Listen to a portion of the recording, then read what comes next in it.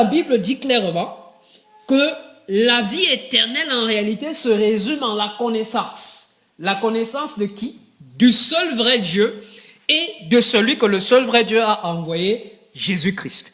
Bon, certainement, ce verset vous interpelle comme moi.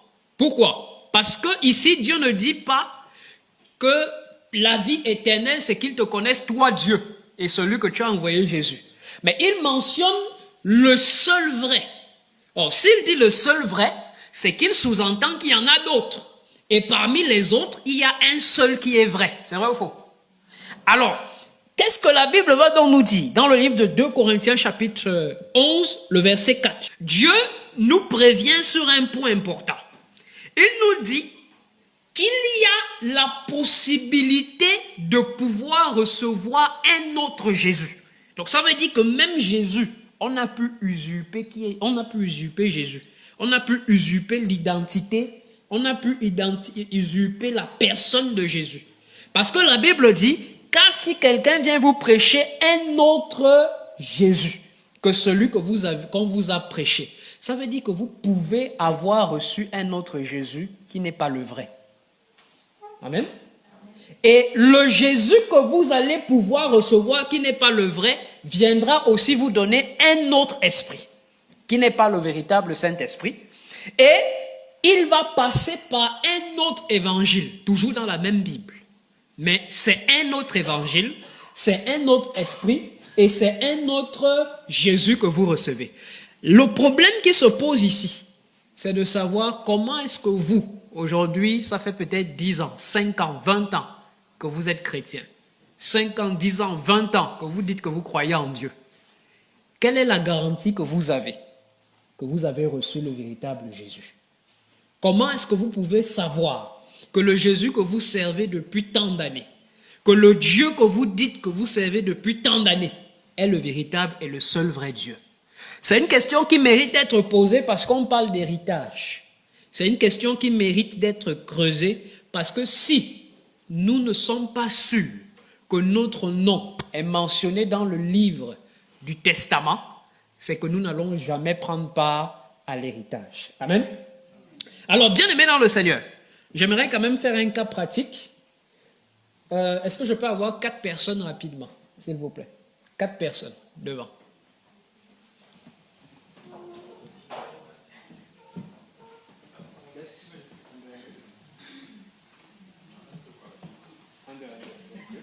Ok. 4 personnes. Merci. Alors, supposons... Comment tu t'appelles? Joël. Ok. Supposons que je vous envoie à la gare, à l'aéroport, et je vous demande d'aller chercher Joël. C'est moi qui vous envoie, je vous parle au téléphone, je vous dis, allez me chercher Joël à l'aéroport. Et lorsque vous arrivez à l'aéroport, vous avez une pancarte. Et sur la pancarte, c'est écrit Joël.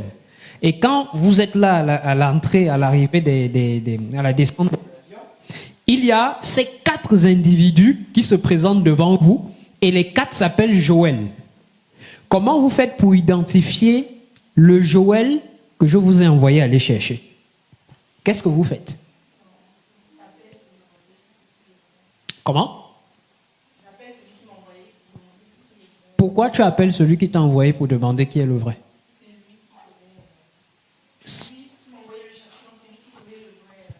Amen. Est-ce qu'on peut acclamer pour elle? En fait, ce qu'elle vient de dire, c'est que elle a été envoyée à l'aéroport chercher quelqu'un qui est pour elle un inconnu.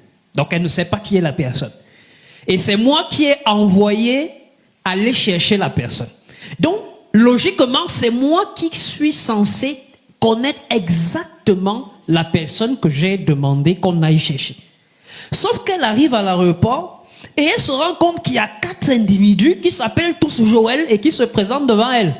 Donc, au lieu de jouer au ping-pong, elle me rappelle et elle me demande de lui décrire plus exactement comment est le Joël que je souhaiterais qu'elle aille chercher et qu'elle me ramène.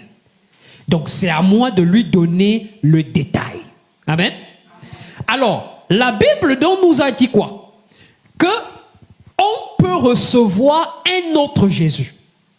Si on peut recevoir un autre Jésus, ça veut dire qu'en réalité, qui a déjà vu Jésus ici? Quelqu'un a déjà vu Jésus? Personne n'a vu Jésus. Donc vous ne savez même pas à quoi il ressemble. Mais tout le monde dit ici là qui sait Jésus. Vous servez quelqu'un que vous n'avez jamais vu. Donc, l'unique moyen pour nous pour être sûr que le Jésus qu'on a reçu, l'unique moyen, c'est de pouvoir donc aller questionner celui-là qui a envoyé Jésus. Est-ce que vous êtes d'accord avec moi? Amen. Donc, on ne peut donc pas nous-mêmes s'aventurer à dire que nous allons identifier le véritable Jésus parce qu'on ne le connaît pas. On ne l'a jamais vu. Jésus était là il y a plus de 2000 ans. Personne ne sait à quoi il ressemble. Donc, l'unique personne qui soit capable de nous dire exactement le véritable Jésus, ce n'est que Dieu lui-même. C'est pour ça que la Bible dit que la vie éternelle, c'est qu'ils te connaissent, toi, le seul vrai Dieu. Et il ne dit pas « et Jésus-Christ ». Non. Il dit « et celui que tu as envoyé, Jésus-Christ ». Donc Jésus n'est qu'un envoyé. Et or, il faut connaître d'abord l'envoyeur. Amen. Merci. Est-ce qu'on peut acclamer pour eux? C'est pour cette raison que la Bible va donc nous dire dans le livre de Jean chapitre 6, le verset 44 et 45. Est-ce qu'on peut lire 1, 2 et 3? Nul ne peut venir à moi si le Père qui m'a envoyé ne l'attire, et je le ressusciterai au dernier jour. Il est écrit dans les prophètes, ils seront tous enseignés de Dieu. Ainsi, quiconque a entendu le Père et a reçu son enseignement. Donc Jésus, lorsqu'il était sur la terre, va expliquer aux hommes que, en réalité, pour que vous puissiez arriver à moi qui suis le véritable Jésus, il faudrait d'abord que ce soit le Père lui-même qui vous attire. C'est pour ça qu'il dit que nul ne peut venir à moi si le Père qui m'a envoyé ne l'attire. Et ce n'est qu'à cette seule et unique condition que je le ressusciterai quand? Au dernier jour. Donc, on va à Jésus, pourquoi? On va à Jésus pour que Jésus puisse nous ressusciter au dernier jour. En fait, pour que nous soyons sauvés et que nous participons à l'enlèvement. Pour que nous puissions donc être sauvés, la Bible dit que nul ne peut venir à moi si, c'est une condition, sans que je ne remplisse cette condition-là, je ne pourrai jamais arriver à Jésus. Et quel est donc le moyen qui me permet d'arriver à Jésus? Le verset 45 nous dit clairement qu'ils seront tous enseignés de Dieu. Alors c'est là où il y a le problème.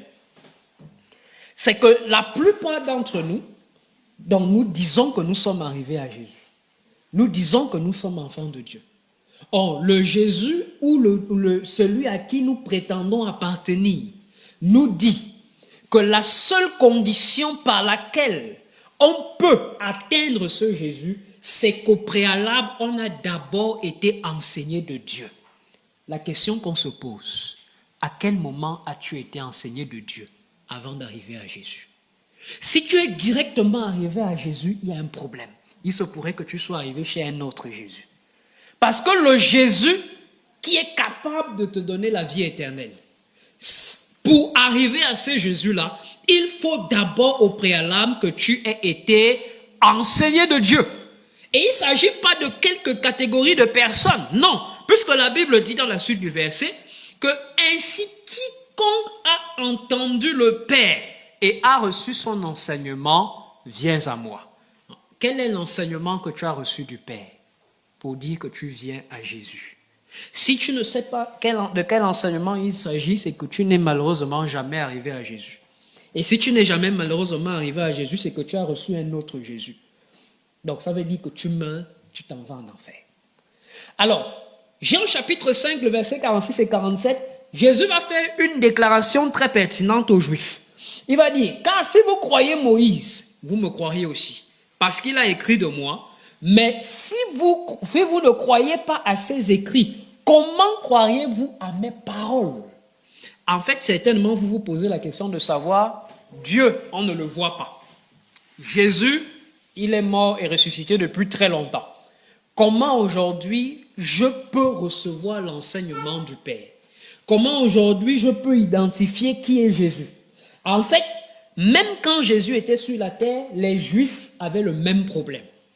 C'est qu'ils avaient à disposition l'enseignement du Père, mais ils ne savaient pas où le trouver. Jésus, quand il va parler avec les Juifs, il va dire, il y a un individu qu'on appelle Moïse. Vous croyez en lui, enfin, si vous croyez en Moïse, vous croirez en moi. Mais la question qu'on se pose, qu'est-ce que Moïse a à voir avec Jésus? Pourquoi le fait de croire en Moïse fait qu'automatiquement je crois en Jésus? Est-ce qu'on va dire que les Juifs ne suivaient pas Moïse? Ils suivaient Moïse. Moïse était leur leader. Mais qu'est-ce qui fait qu'aujourd'hui, Jésus va dire, si vous croyez Moïse, vous me croirez aussi? La conclusion, c'est ce qui était affiché en bleu. Ce qui est affiché en bleu, il dit quoi?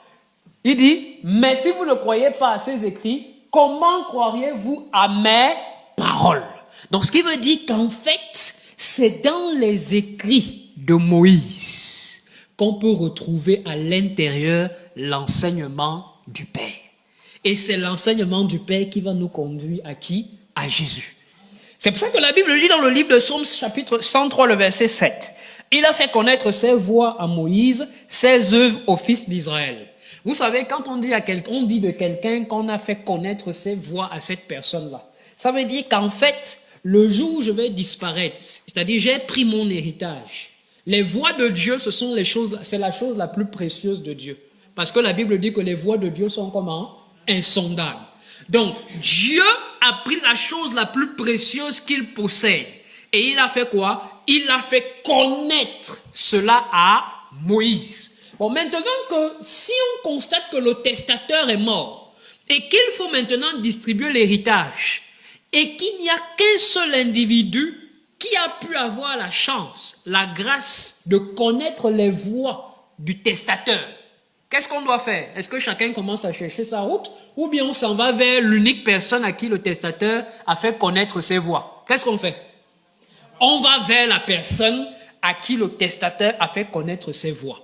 Et ici, c'est Moïse. Ça voudrait dire que si nous voulons exactement savoir comment pouvoir posséder l'héritage, comment pouvoir avoir la vie éternelle, il faudrait qu'on aille questionner Moïse. Parce que Moïse, c'est celui à qui Dieu a fait connaître ses voies.